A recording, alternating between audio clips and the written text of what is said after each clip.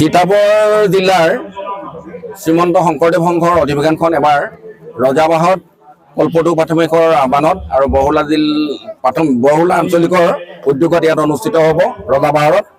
তাত আজি লাই খুঁটা স্থাপনৰ অনুষ্ঠান আছিল আৰু এই অধিৱেশনখন 31 জানুৱাৰী আৰু 1 ফেব্ৰুৱাৰীত দুদিনীয়া কাৰ্যসূচীৰে অনুষ্ঠিত হ'ব।